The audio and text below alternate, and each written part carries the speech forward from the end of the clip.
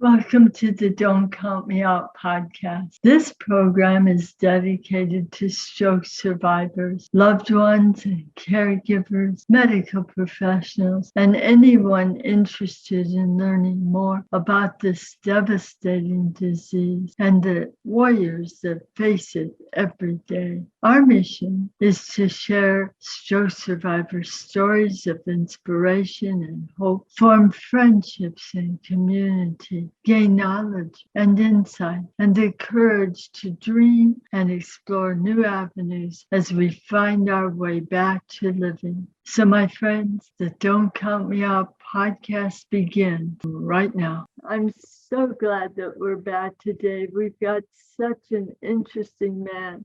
His name is Gregory Murray. He's a pastor. Not only is he a pastor, but he's also a stroke survivor. So I think we're going to learn a lot of things that are very interesting, not only about faith, how faith can help us through hard times, especially when you're going through a trauma such as a stroke. Some people become stronger. Some people question. Some people turn away from God. Wherever you are in your faith, it's okay at this moment. Continue to question, because if you're questioning, you're still searching. Pastor Gregory, tell us a little bit about your church, where you're located. I want to know everything about you. What I've read so far, I can't wait to share you with other people. Thank you. And thank you so much for having me on your podcast. It's an honor to be here to talk about this serious issue of stroke survival. I don't call myself a stroke victim. I think it's better for me to look at myself as being a survivor. It puts me in the right sort of spiritual mindset for what I have to do in order to just make it one day at a time. So I'm a stroke survivor. So it's good to be here as a stroke survivor. Greg Murray, been pastoring, been in ministry for about 33 years now. I'm from New York. You might hear it in the accent a little bit, but I'm from Brooklyn. I really wanted to retire. That's why I came to Florida after pastoring for a number of years. My church was without a pastor, so I was helping them a little bit. And then they decided to call me about 7 years ago as their pastor. And after much prayer, I told God, well, I thought I came to Florida to retire, but God said otherwise. So here we found ourselves in the pastoral ministry once again in Florida. Doing pretty good.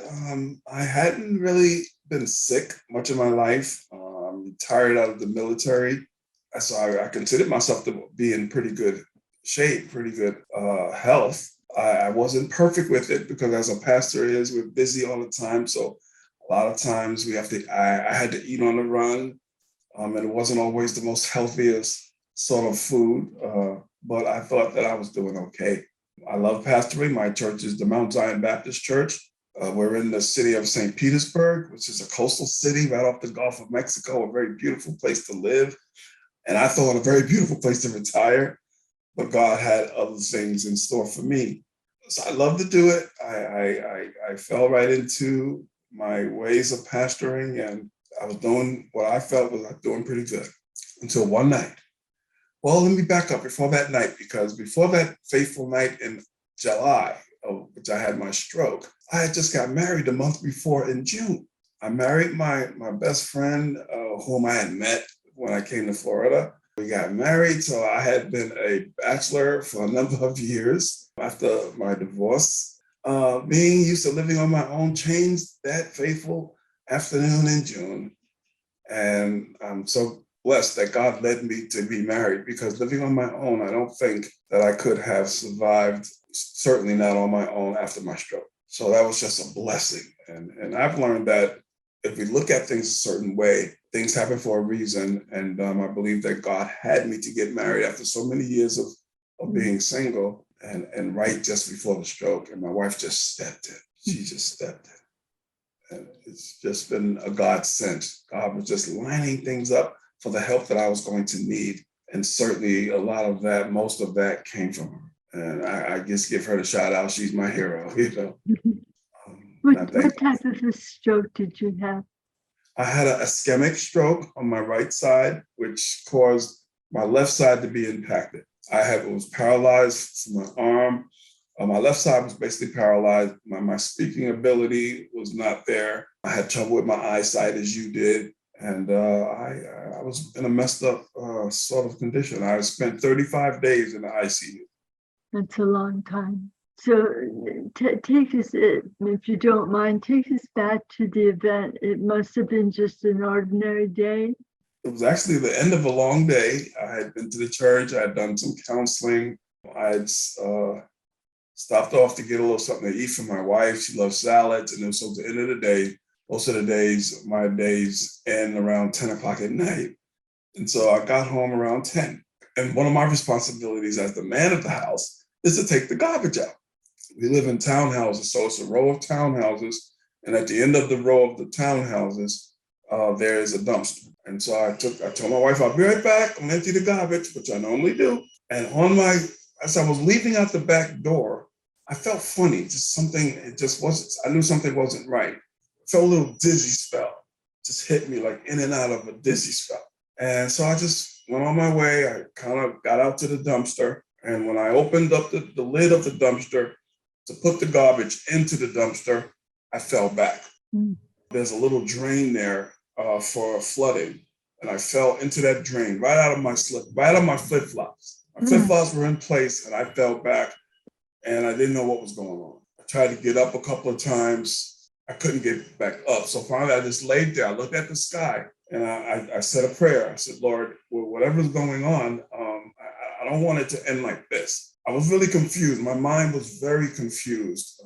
And so I laid there for a little while. And something said, get up. You got to get home. And so finally I mustered enough strength to get up to one knee. And somehow I dragged myself back to our townhouse. And with my confusion, I knocked on my neighbor's door. We live in 405. I knocked on 406 and I was banging on his door. I was trying to get in. I saw his shadow come to the door and he was trying to tell me that I was at the wrong house. And I couldn't comprehend that. And I just was like calling my wife's name and I was actually turning his doorknob. I guess he didn't know what was going on, so he called the police. In the meantime, I'm yelling out my wife's name, trying to get her to come downstairs and open the door. The police came and they thought that I was drunk and just trying to get into my neighbor's house. And I think when they first assessed it, they was saying, well, you know, what are you doing and knocking and trying to get in this person's home? I said, I live here. And they said, where do you live? I said, I live in 405. They said, no, you're trying to get into 406. And it just was a lot of confusion. And I said, well, I live in 405. My wife's in the house. And so they knocked on the door. I heard my wife come and open the door. They was asking her, was I, her husband? And my wife, no, I don't drink like that. So they were trying to tell her, well, I think he's intoxicated. My wife said, no, he doesn't drink like that. There's something wrong with him. And so I think that's when they started to reassess me and they called the EMTs. And the EMTs came and took me straight to the hospital. Did you feel like your words were slurred? Yes, I couldn't get the words out. I was trying to talk and I didn't know why I wasn't really able to talk properly. Everything was just gone on this side. My mind was geared toward get home, get inside, because it was a hot night in Florida in July and I was sweating profusely and I just wanted to get back into the air conditioning. Right. And that's my mind was conditioned toward that. And that's why I was really trying to get back inside. So then they took you to Bayfront. Yeah. Right away they did I think it's called the TPA, where if you have to get into the hospital in a certain amount of time in order for it to not maybe be permanent brain damage. And, so you made it there in time, because I was wondering how after something so dramatic, how you recovered so quickly, because this happened back in 21. You spent how many days in ICU? 35. I couldn't move. And they wasn't sure what caused the stroke. They were trying to rule out AFib. When Pastor Murray is talking about AFib, he's talking about atrial fibrillation, which is a certain rhythm that doesn't follow the way that the heart should, can cause a lot of problems, including death. So if a doctor has told you that you have AFib, that's nothing to fool around with. Make sure that you get the proper help that you need, because that can cause a stroke. Definitely. I have a monitor and and I have the monitor by my bed. So I'm constantly being tested and monitored for aphid. So after that amount of time, and I'm sure your wife was coming to see you every day. Every day, every day.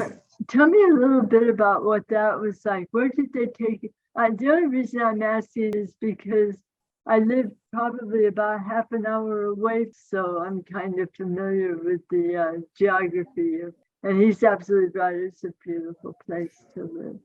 They say it's paradise. We normally say another day in paradise. That's how beautiful the west coast of Florida is, primarily around the Tampa Bay area. Yeah. So your wife is coming over every day.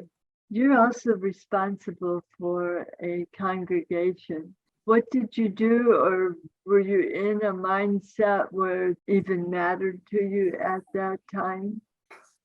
It mattered, but there wasn't too much I can do. I was in contact with my church administrator a lot, but they just took the ball and ran with it. It's good to have good people that are dependable and know what to do. In my absence, we got the word out that night. My wife wrote to the church administrator. She got the word out to the congregation. So I know that immediately the congregation started to pray for me. They just wanted to make sure that I was okay. Our church is part of a bigger co-op of churches. So we spoke to the leadership there, and they were very amenable to sending in replacements to preach in the pulpit while I was out. No one knew at that point how long I would be out. But the church didn't. They just prayed for me, and they were such a big help to me. And also, I have a great following on Facebook. We have close to about 2 million followers. My wife posted a post, and it went viral. I mean, my posts go out to all over the world. My church services go out to all over the world. Prayers started flowing in all over the world. And my wife would read some of the comments to me, how people were praying for me. And that strengthened me a lot as well.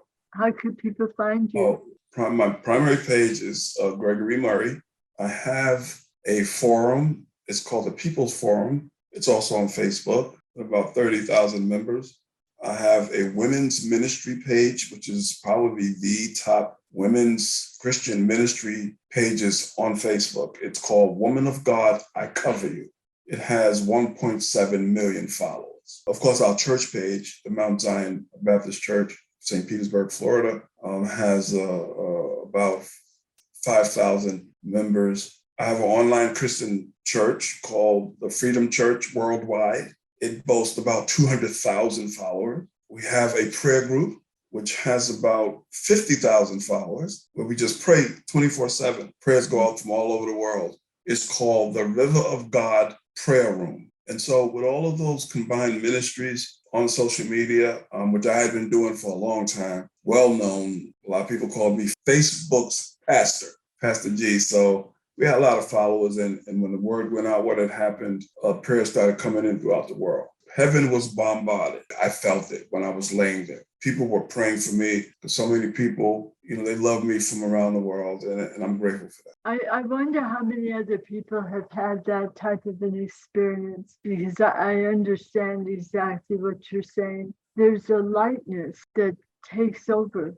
I don't know how to explain it other than that. I knew that there was no reason for me to worry. I would be okay. But then as I started to really understand the gravity of what I had faced, because I should have died within the first few days. I had a hemorrhagic stroke. When you start to realize how much has been taken away from you, a lot of times you begin to question your faith with God. Is he really there? What would you say to people who are in that situation right now? Don't lose hope. You're going to have up days and down days. You got to take it all together. I have a new normal, and I've had to adapt to that. I don't try to compare myself with what I am today as what I was before the stroke, because a lot of that stuff is no longer with me. Perhaps it'll come back, but it's no longer with me right now. So I have tried to accept my new normal, my new physicality, my new limitations. Now, that's not always easy to do. That wasn't perfectly done. I had some days where I felt very, very sorry for myself. I felt like giving up. I've went in and out of depression. I get angry sometimes. My prayer life has gone to a whole nother level. As a result of this, I've learned how to call on God, especially when there are things that you can't always understand. God brought me to a place where I had no one but him to call on in terms of what was really going on with my spirit, with my soul, with my body, with my mind. And so my relationship with God was strengthened. So I would say, continue to have faith, continue to trust. No one's stroke is 100% the same as anyone else's. That's the beauty of it, really. The diversity of strokes and how it affects everyone is different for everybody. You have to walk your walk. You have to walk your journey. You have to go through your testing, and you have to have the faith that you need for your particular journey.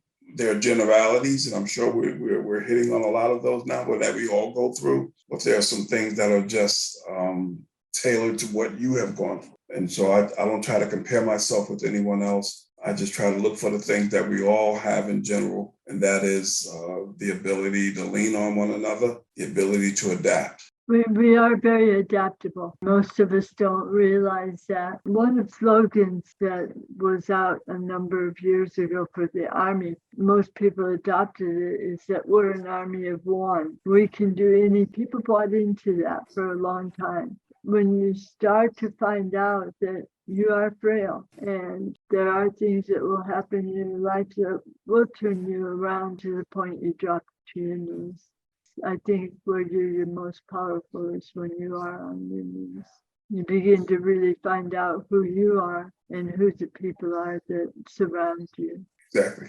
I'm glad to hear you say that this was difficult for you, that you had to wrestle your way back from the depression and the anger, the confusion as to why this was brought into your life. What did you learn from this? What have you found in your new you that is better than what you were before? A lot, so much, and I think it's still unfolding. Some of those things come day by day, and that's another excitable part of it. There's always something you discover, whether it's in your physicality or if it's in your personality. But having a stroke and being a stroke survivor, you discover some things with you almost on a daily basis that you didn't know you really could do or had inside of you. I'm discovering more about Greg that I really didn't have a lot of ideas about prior to the stroke.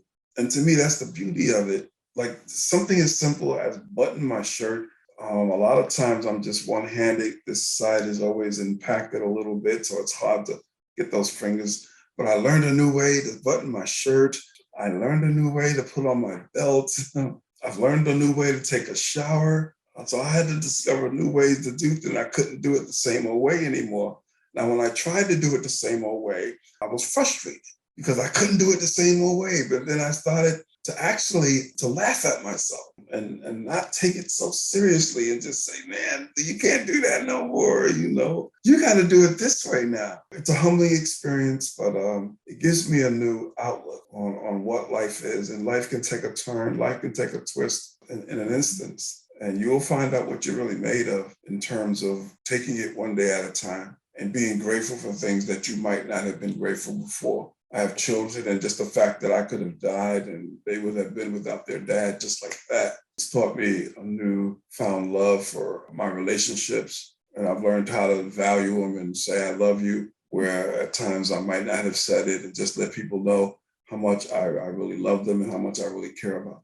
You had mentioned earlier that you were in the military for a number of years. Did you find that you called on that type of training as you were? Yeah. What would you say was the best thing out of being a military man that helped you to stay strong and to do what you needed to do? Just the physicality in the military, being regimented, being disciplined, being determined, being motivated, having good morale about whatever situation you find yourself in. There's victory. It starts within. There's a soldier within you. And so those things begin to come out. And when I was in physical therapy, it came out in a big way. I felt that the physical therapist was almost like, the drill sergeant. Drill sergeant, yes. And I responded as a soldier. Yes, I'll get it done. Yes. I put in extra work. I my mentality kicked in terms of I'm going to get this done. I am going to get this done. I'm going to put the work in. I'm going to do what's necessary. If there's anybody that's going to come back, I'm going to be one of them. I'm not going to not improve because I didn't put the work in. It's not going to be because of that. I'm going to put the work in. And so that military regimen just kicked in. I wanted my physical therapy. I wanted my recovery to be done right. And so that mindset kicked in. I know for myself, I thought of myself as training for the Olympics. And so everything that I did, I would make myself work as hard as I possibly could. I was asked for homework. And they would give it to me and I'd take it back to my room because I had the same mindset that you did. Of, I'm going to do the very best I possibly can. And if I don't succeed, then I know it was not meant to be. But if I don't succeed and I hadn't tried, then I would always question and wonder if I could have been better. And I didn't want to have that question hanging over my head. So what are some of the things that your wife did to help you? My wife's she's a nutritionist. She had already been into that. She's a lupus survivor. So she had already began to have a special diet that was conducive to good health, good immune system, a good recovery. And so she gave me a lot of those ideals and she helped me change my diet. And so she was just a great help in that way, so many other ways, but especially with her background as a nutritionist. She really helped me put in the right stuff into my body and, got me motivated to take the medications on a daily basis. As a pastor, as a busy person, I wasn't the best. I've had high blood pressure, high cholesterol. I'm a two-time heart attack survivor. So I was already on stuff for the heart. I was already on medications for blood pressure. I was already on medications for high cholesterol. And I wasn't really prior to getting married, leading up, it was just very sporadic how I would take my meds. I had nobody to push me to just getting home late, I'm tired. And she got me back on that and the importance of taking care of my body. That's really good to hear. And I think that's one of the hardest things to change is your diet. Sometimes you get very used to eating certain things and Tuesday will be fried chicken. Wednesday will be a drive-through and off you go. That was me. I think you were in front of me. I remember seeing your car. You might have. It's helped me also with the congregation because I'm trying to push a lot of those healthy and mindfulness things about our diets onto my congregation. We have a nutrition, it's called a culinary ministry, and they're focusing on good nutrition. We have baked chicken as opposed to fried chicken. So after the things that have happened to me, my congregation has kind of also taken the torch, eat better for themselves and exercise more. Is that one of the ministries that you have at your church? Yes. We have a health and nutrition ministry, and part of that is exercising. Part of that is mindfulness in our eating habits and being able to take care of ourselves, making our doctor's appointments, getting checked regularly by your primary and following up, just having a certain attitude to our health, to our bodies, which are our temples. The Bible tells us that. We ought to take care of our temples. I just read something from the CDC earlier this week that said that people of color are prone to more strokes than any other group of people. So that's something that you really have to look at seriously. How has this event changed you in the way that you bring the Word of God to your congregation? At first, I wasn't sure I'd be able to stand. Most of my sermons are about 30 minutes. That was a challenge. It seemed like when I get going, the adrenaline starts coming up in my body, and we stand and we do okay. I've had to learn how to talk a little bit. I had some droop. It's getting better now as I work it out in therapy. I thought it was more worse than it was. My wife is she's the person that sits in the audience, and I always ask her questions. How did I do? Did I droop? How did I sound? And she says, you're doing good. You're doing good. You're steadily improving. I think now a lot of people can't tell that I ever had that now. And I think the preaching has reflected in that. So it's gotten more powerful because as I prepare sermons, I'm preparing the sermons with my new limits and my new physicalness and my new normal. And so that makes my mind think different about the subject matter of my sermons and how fragile all of those things can be taken away. That's when my faith has kicked in. That has been reflected in my preaching. And I don't preach as long as I used to. And you don't preach what? I don't preach as long as I used to. No. You know what, Greg? You don't have to tell it all today. That's the congregation's new normal. Yes. In the Black church, there's a lot of the preaching moment it's a give and take. It's a call and response. We're getting that fire back. First, I wasn't sure if I'd be able to preach again. That had to be a difficult moment when you realized that, because that had been so much a part of your life. Exactly. Did you find that through all of this that there was a particular prayer or passage, something that you held on to as a mantra as you were going through everything to try to bring yourself back to some sort of normal? Yes, definitely. It's been a few things. Right now, actually in Bible study in the church, we're studying the Lord's Prayer. And we're calling it the series Powerful Prayer. So the Lord's Prayer, most definitely, as Jesus taught the disciples to pray, that helped me a lot. And just there's 3 words that have really that I developed there in the ICU. It was simply, Lord, help. It was a crying out when I'm going through, when I'm feeling down or I can't get something done physically. Those 3 words, Lord, help me. They have taken on new meaning. It's a very simple cry, but it's a cry out. It's showing that, how fragile I am and how high and lifted up the Almighty God is. And I'm just calling on him to help me as a child would a father or mother or a parent. And I've learned how to lean on him like that and humble myself and to realize that I can't do it on my own. I need his help. I need his power. There are times late at night, I'm up and I simply say those 3 words. And he seemed to understand what I needed at the time. And it helps me go a little further another day. Lord, help me. Like what you said about that, because something that you can cry out at the top of your lungs or you can whisper it, and either way it's going to be said with the same power. I have so enjoyed talking with you. Is there anything that you would like to leave with other stroke survivors that may help them to feel more comfort towards faith-based? Yes, certainly. We all go through life one day at a time. Sometimes we experience very exciting things.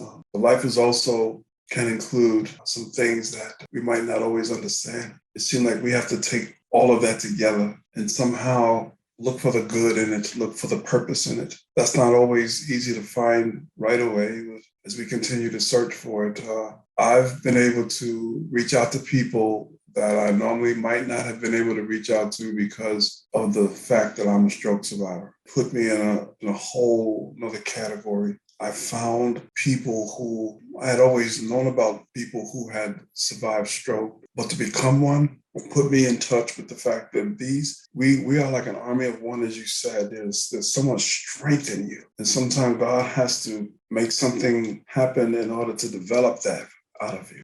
We don't always understand it, but is that then when we don't always understand it, we just have to trust it. We have to trust what we're going through. We have to know that somehow, some way, some good, whether it's just to help someone else or just to put yourself in a whole different mindset about humanity and about helping your fellow man. All those things happen for a reason. I applaud you who have survived stroke and who battle every day with it, whether it's through the depression or the anxiety or just the pain of the physicalness of it, the frustration of it. I take my hat off to you because you do it every day. There's things that you go through that a lot of people don't see and perhaps can't understand, but you keep fighting. There have been disappointments because there have been people who have turned their backs on you, who said they would love you, but then when that happened, the mindset, I didn't sign up for all of that. And so I know a lot of you have felt alone and felt like giving up and have questioned God, but why did this have to happen to me? But just look at what you've developed beside all of those limits. You develop some things that's inside of you. I mean, to be a survivor means strength, and it's newfound strength. It's strength that perhaps you didn't know you had, but you have it. And so you just continue to take it one day at a time. Every day will not be your best day,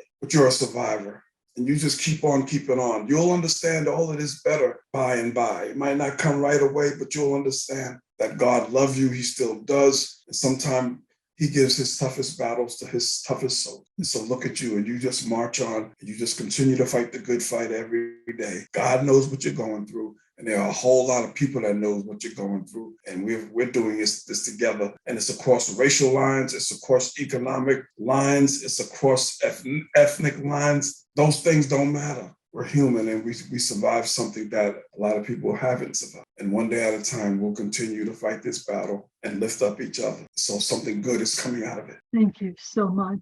Like yourself, I've met some great people like you. You've just by our conversation today, knowing what you have been through as you've shared your story with me, that has strengthened me. That has given me hope that we can make it. And it brought us together. All the things that we have gone through, the things that we have suffered, has brought us together. That's the beauty of it. And I can guarantee you, one of these days I'll be turning right on 22nd South. Come say I would love to see you walk into our church. I look forward to that day.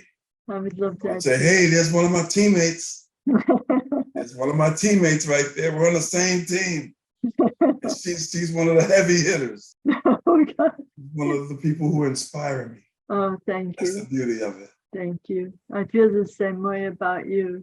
I look forward to having a very long friendship with you. Thank you.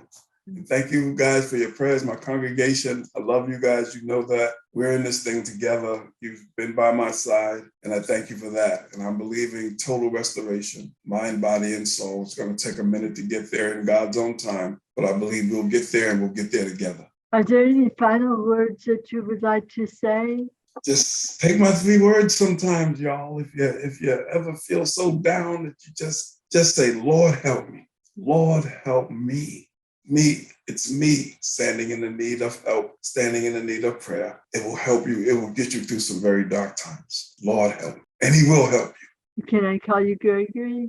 Pastor Yes. Gregory? Okay. Yes. Thank you, Pastor Gregory. Yeah. Thank you for sharing your story with me. And your podcast is helping countless people you may not even know about. You're helping a lot of people, and may God continue to strengthen you. Thank you. And the same with you. I know you're going to do just fine. We're reaching beyond the stars. I want to be better than I was before.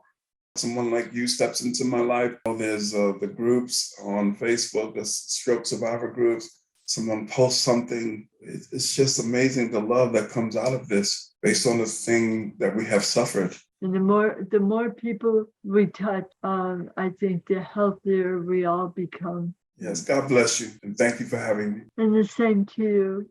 You said a lot of wonderful things that are going to be very helpful to people.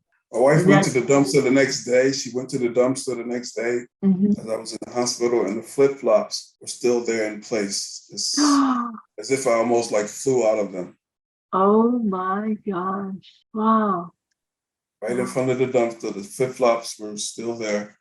Oh my gosh. Mm. Just remember, everybody, don't count us out. God bless. Have a great day. Bye-bye.